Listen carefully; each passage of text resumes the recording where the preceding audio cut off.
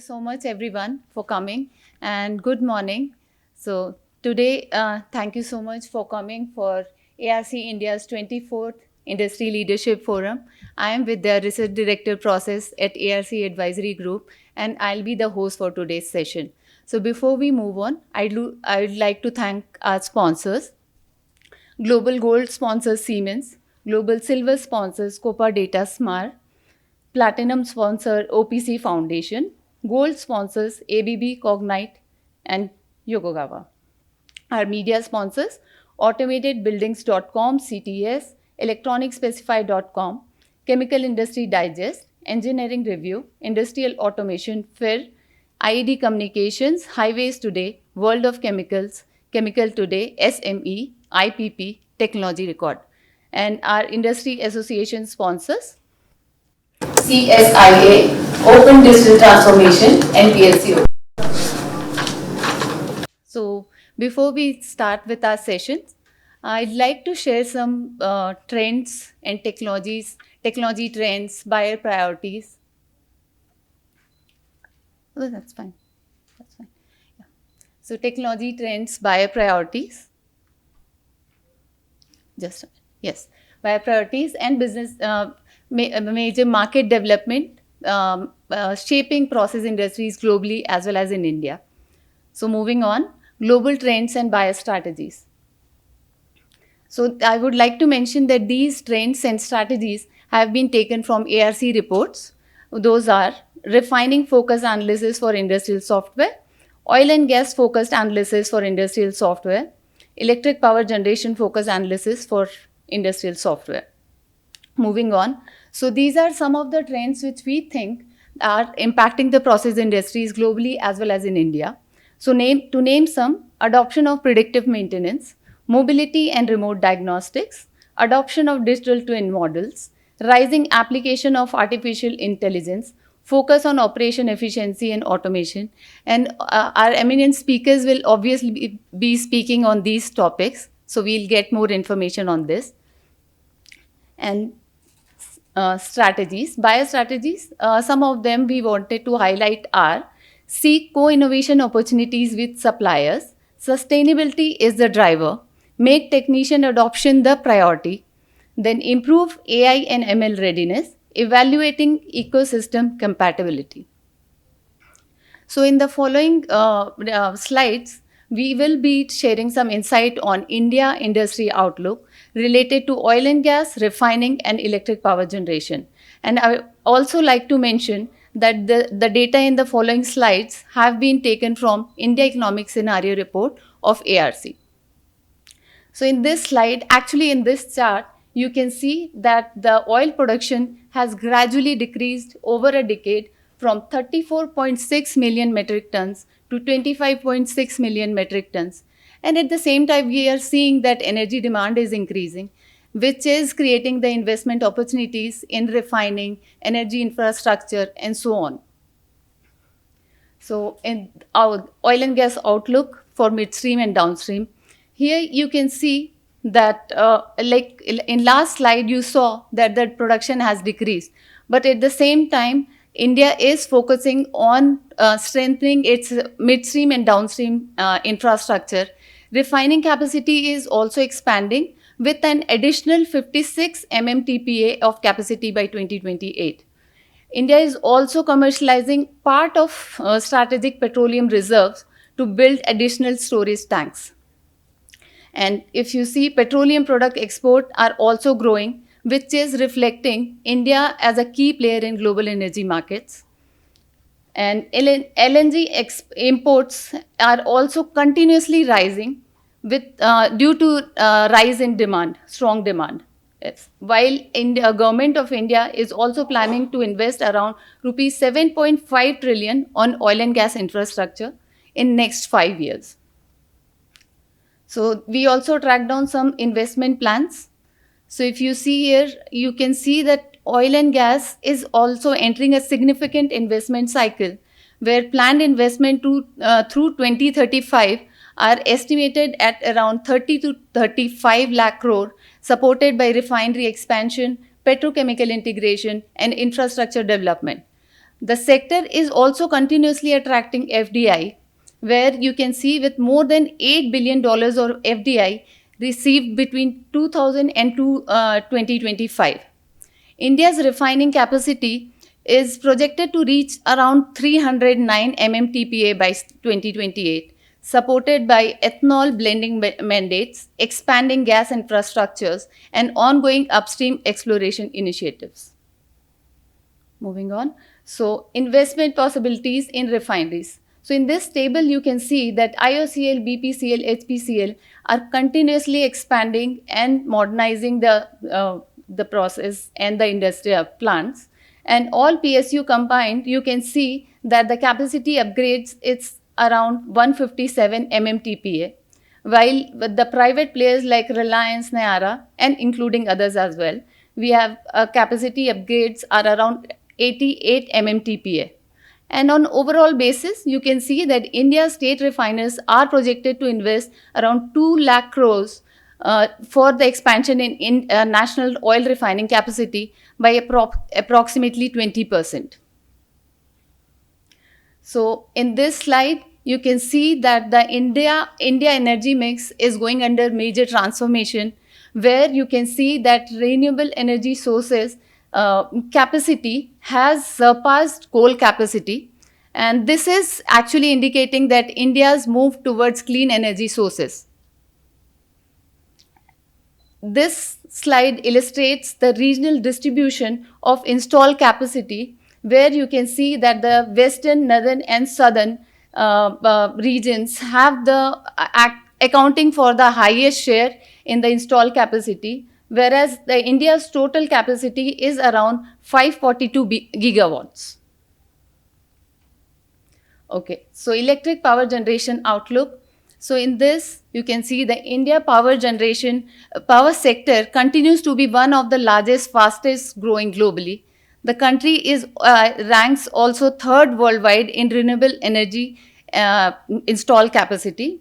Renewables now account for more than half of the total installed capacity, with non-fossil energy sources representing around 52% of the power mix. India has also recorded its highest ever annual capacity addition, led primarily by solar and wind energy investments. And looking forward, we continue to see that the growth in renewable generation, grid modernization, energy storage, and digital grid technologies will remain the key investment themes. And that's it, I guess, from this. Thank you so much. Thank you so much for your patience. And with this, I think we can start with our session. Now, we'll start with our first session. And in this session is about AI, industrial sustainability, and supply chain logistics. So in this session, we have the privilege of hearing from two eminent speakers, each sharing their own perspective and expertise. So our first presentation, just a minute, I'll go to that slide. Yeah. So our first presentation will be delivered by Mr. Sumit Kumar Haldar, DY General Manager, PE-C&I and NTPC Ltd. Our second presentation, who will be speaking to us on AI-enabled future of industrial operations and supply chains related to thermal power generation. Our second presentation will be delivered by Mr. Jayant Modi, Data Science Advisor, Global Operation, ExxonMobil Services and Technology Private Limited, who will be speaking to us on AI in process operations, open digital ecosystem, plug and play AI. So with this, I'd like to call upon our first speaker, who is Sumit Kumar Haldar. Please come on this, please.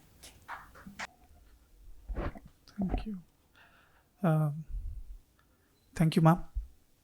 So the topic of my presentation is AI driving the future of industrial operations and supply chains in thermal generating stations like NTPC. So madam said eminent speaker, so I am not that eminent a speaker. My group head, who could not be present there, she could have been one. Anyways, we'll try to do justification, or try to justify the time given to me on this topic. Thank you. Can we proceed? So see, the course of this presentation has 5 moves. It's the shift which did, as madam in her a brief and very focused presentation explained, the shift in the power generation sector which is taking place, and the power generation landscape altogether. Then two pillars wherein AI has made a substantial impact, which is the basis of this year's ARC summit, that is industrial operations and industrial supply chain. Then the engine room explains how this thought process, or how this wish of ours, can be actualized, or is being actualized rather, world over. The last is execution at NTPC, some glimpses, some things which we are trying at our end. So the new operating reality of a thermal station, if you see, it is renewable driven cycling, as she has explained very well, that we are generating more, or we are generating more with the renewable capacity as compared to base load thermal power generation. So cycling or flexible operation becomes a key aspect. Then variable coal quality, which is again a fact. More you take out, the more and more you blend from so many sources worldwide, because then you have to maintain your supply chains. So that plays a real part. Then aging fleet, so failure risk rises. Then calendar maintenance, over services, then healthy over services of then with regard to the health of a plant, there are concerns. Then tighter limits and zero liquid discharge. So NTPC as an organization has been able to put in its disclosures that for majority of our thermal generating units, we are complying to zero liquid discharge, but this is a reality which almost all power stations, all traditional power stations have to adapt to. Then costlier downtimes. So an hour of unplanned outage now costs materially more than pre-2019 era.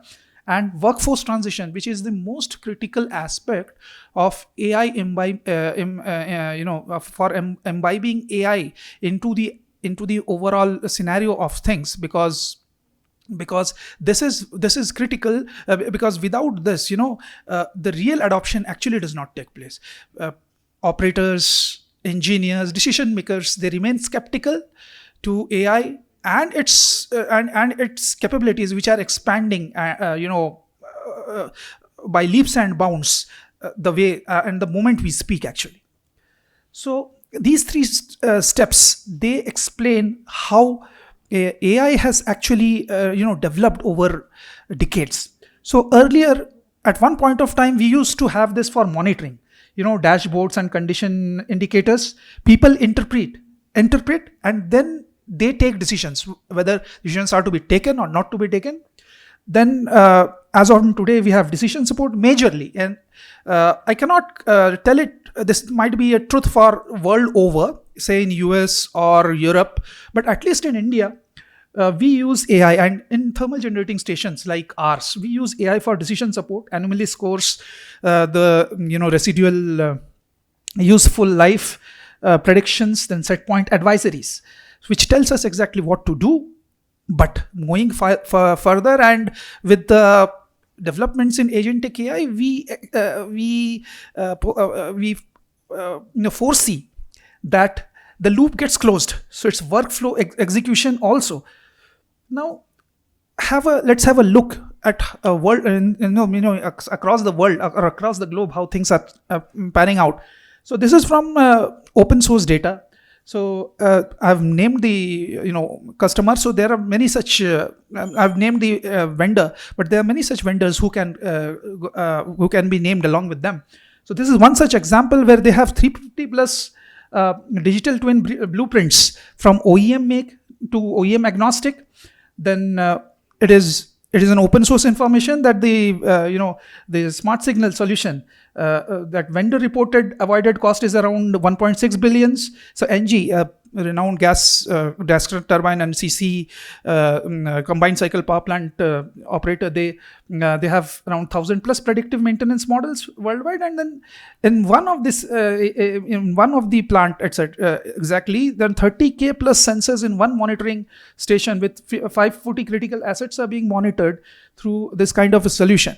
This is one thing which we in NTPC also, as a part of our initial strategy, right, in 2016-17, when Industry 4.0 had actually advanced, we were exploring, we were thinking of having this kind of a fleet-wide asset management, wherein even in a single plant where my monitoring points are around from 20,000 to 40,000, that may exceed to 1,50,000, 1,60,000. With the use of, or with the help of of a data platform and analytics on top of it. But unfortunately, we have never been able to do it. There are reasons, there are good enough amount of reasons for that. So the Indian context is, as she has explained, though my data is a bit old, but still, it qualifies what has been put forth, that as of now, or as of December 2024, we had around 212 gigawatt of coal capacity, which is the reliable backbone, obviously. Then 217 gigawatt of renewables already installed and rising fast, and 50% non-fuel capacity. And then, this policy horizon of coal RE coexistence through LT-LEDs, which has been put by India in the COP27 for emission reduction. So the Indian context here is that coal and renewables must succeed together, and this 2 to 3 decimal point improvement is there. So what does this mean for thermal? Thermal becomes more flexible, and then emission control retrofits, which we have put to improve the overall quality of our thermal power, that also has to be maintained and has to be provided. Further, with AI into all of this, regulatory concerns are definitely there, which has been pitched in today's morning session also. And, Government of India with CEA draft of cybersecurity regulations aligning to 62443 for the supplier, supply chain, etc. That will play a very crucial role moving forward. So hybrid edge cloud discipline has to be satisfied, all documents its evidence trails. So these are very, very critical aspects of responsible and AI responsible AI and AI governance, which must coexist. Now, 2 pillars and 1 proposition. The proposition is this industrial operation and industry supply chains to actually succeed in converting the traditional thermal generating units or the traditional thermal generating systems to modernized digital power plants or digital AI-based, AI-compliant power plants, is that you need one governed foundation, one comprehensive cyber physical system with asset identity and tags, historian federation, contextualization, hybrid edge cloud, MLOps, and OT cybersecurity to take care of everything. So the health of an asset sets the spare it needs. The availability of that spare sets whether the asset stays online. So 1 loop, 2 domains.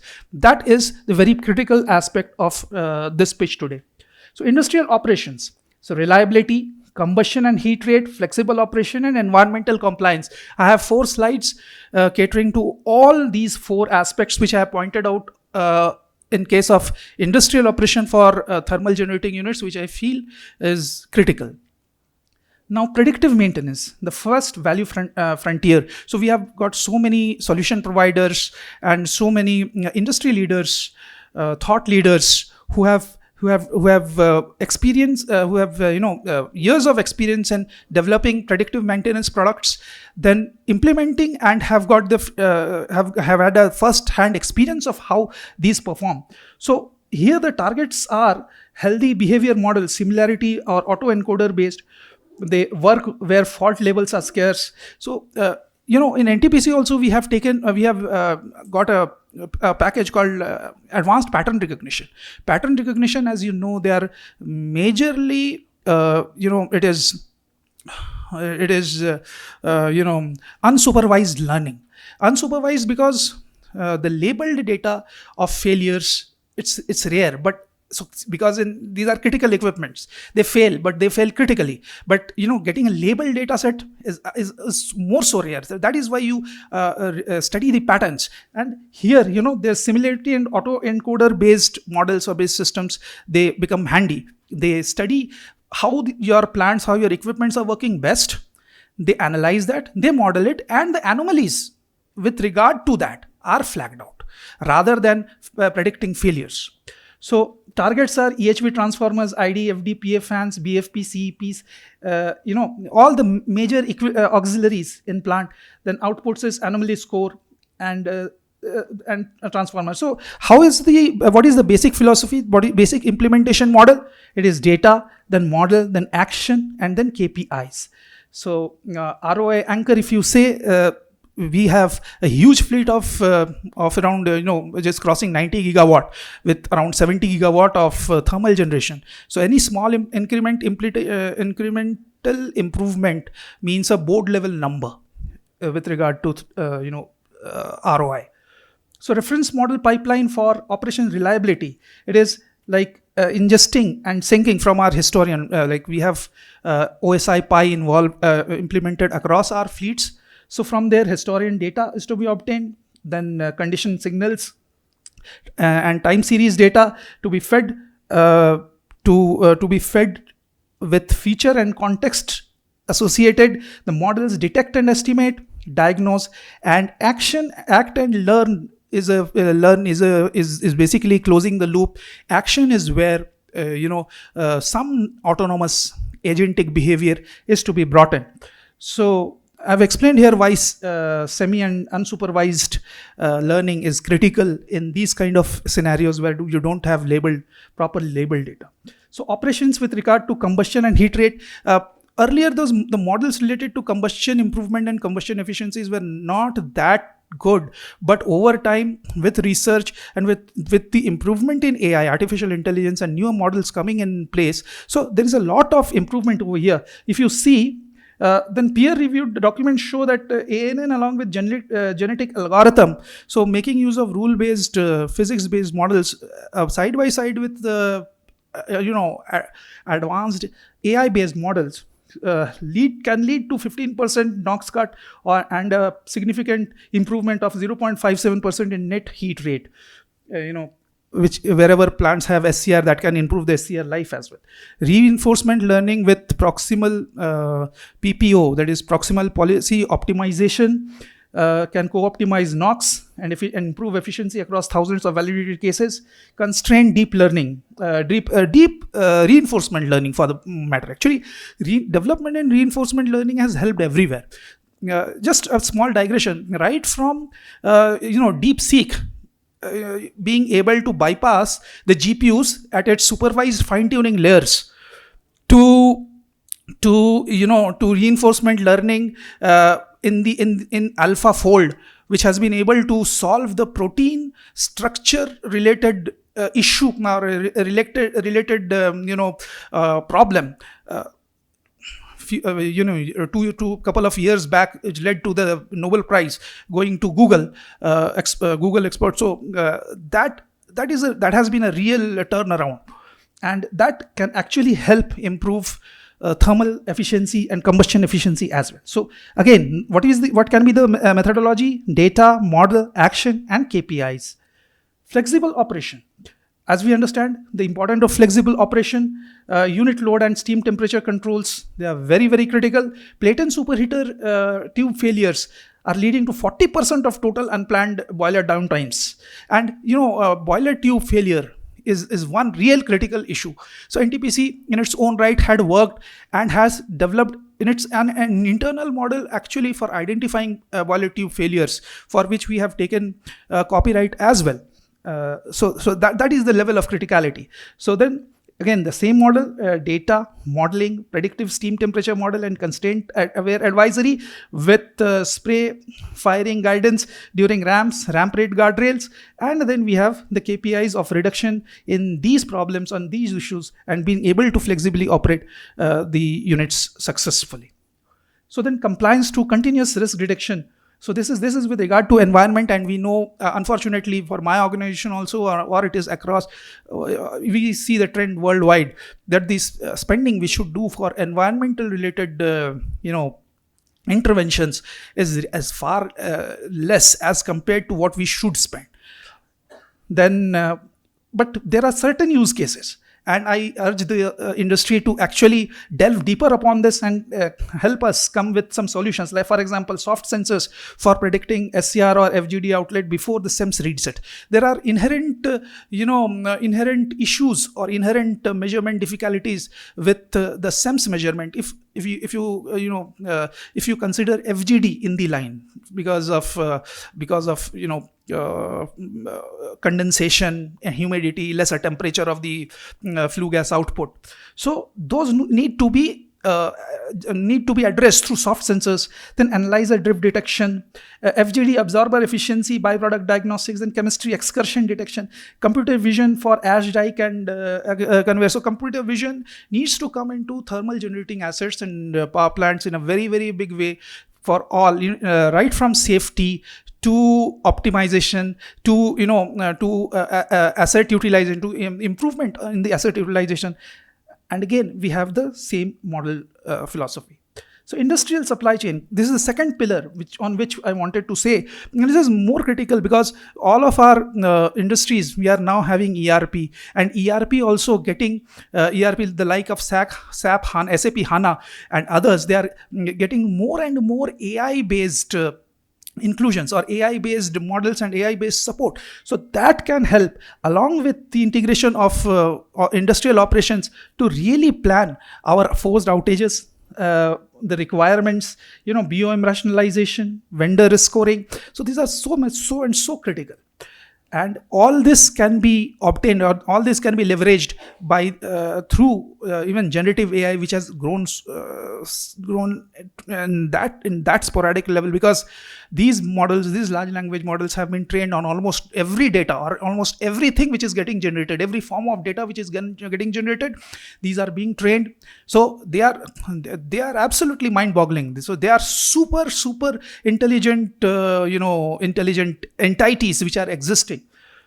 Then supply chain and spare MRO, so it's demand history, intermittent forecast, condition link. So if you see that step 3 is where the two pillars meet. The condition link that couples forecast to asset anomaly and RUL, the residual useful life signals, right? And that can help in reordering optimizer to operate successfully, to operate in a proper fashion, and then on execution we can actually come up with a very, very optimized and a realistic set of information as to how much of the spares, how much to be managed, when it is required, when it is to be ordered, and can get it implemented like that.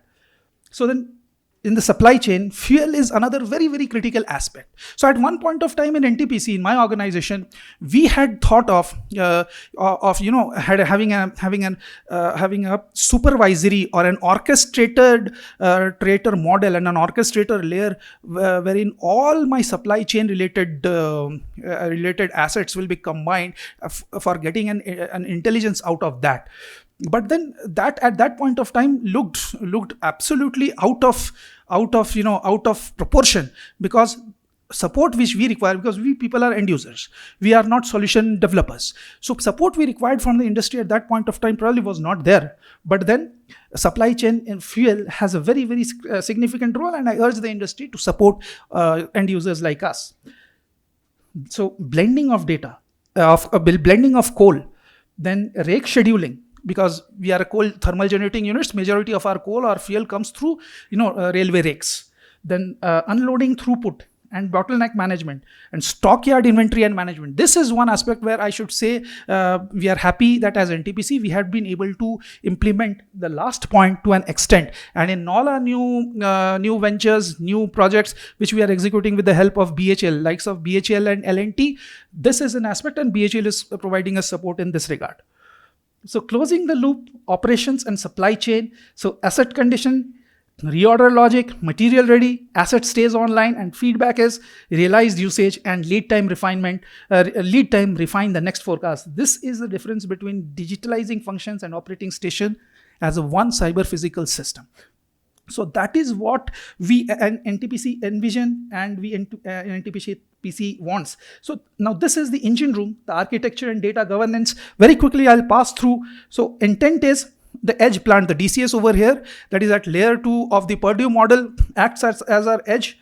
with safety, working on safety interlocks and all other data ingestion. Then the data up, it goes to the historian, where we have the federation, tag standardization, asset model, and contextualization. So edge analytics and buffering taking place, and enterprise cloud for running the huge or the really complex models with a lot of analytics, a lot of other capabilities being brought in. So control authority stays at the edge. Fleet learning lives centrally, and a security requirement as much as an engineering one. So that's how it is. So now the data foundation decides everything. So data is very critical. These are the types of data that we intend to have, but this is just a subset, right? It can always extend. And this is just a result of the kind of study or research which on the subject which I could do. Moving forward, fleet scale, ML ops, and the closed loop operating model. So here you see validate once, plant to fleet scaling. It is detect, contextualize, decide, execute, and learn.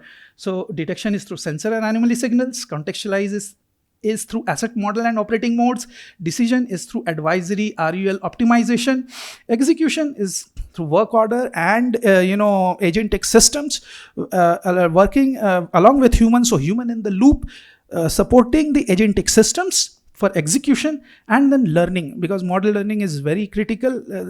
An organization like NTPC here, the data drift is huge. So observability on each and every model is so critical, because coal quality, fuel quality, delays, external factors, they can all affect these things. Cybersecurity and responsible AI are absolutely non-negotiable. I have expressed my deepest concern, and explainability, XAI is so critical. You cannot have black box models. Access control, OT segmentation, supplier controls, model lifecycle, drift monitoring is so critical over here.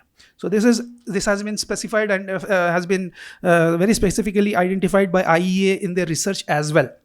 So why AI programs fail in plants, and plants specifically, organization like NTPC, pilot never reaches the workflow.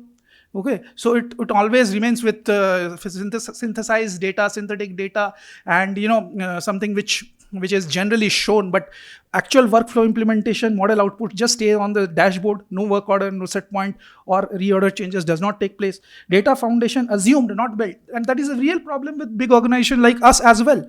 We have collected a lot of data in our historian for years together, but if you ask whether we have quality data, actually I myself have questions over that. So quality data and data collection is in itself, they are two separate paradigms altogether, and data is the key, the fuel for AI. So model drift is nobody's job, which is not taken care of. The observability factor is so critical, and operators bypass the advisory people because the knowledge level is not there, the know-how is not there, so people don't believe. So recommended pilot portfolio for just a minute. So where NTPC already is, digital twins, some of the digital twins, APR, heat rate dashboard, C&I asset management, transformer AI, in DCS model control. These are few things which we have done as of now. What is recommended for us, as I could assess from and through a lot of discussions which we are internally having, is advanced pattern recognition and APM. This is planning management, heat rate optimization, flexible steam temperature, then environmental cockpit. That whole gamut of environmental solutions with AI has to be put in place. Spares and smart reorder, and then coal logistics. So logistics. So very close to the topic, and very apt that operations and supply chain, they move hand in hand together. Only they can really make the whole system successful. So this is a KPI and ROI framework. Let us not go or delve much detail into it, because there can be much more improvement. The targets can really change and really improve. But even if we are able to this, a 0.5% to 1.5% improvement in efficiency is actually huge across the fleet of NTPC, if you can think so. Where the value pool sits, so I just cross it. Only one thing, at 67 gigawatt of coal, tenth of a percentage are board level numbers that we should all remember. From isolated projects to a fleet grade AI operating implementation is what my organization is seeking, and that is why I'm here in front of all of you. And thank you very much. Thanks. I do not know where I've exceeded time, but I thought I did justice to what I wanted to say. Thanks a lot.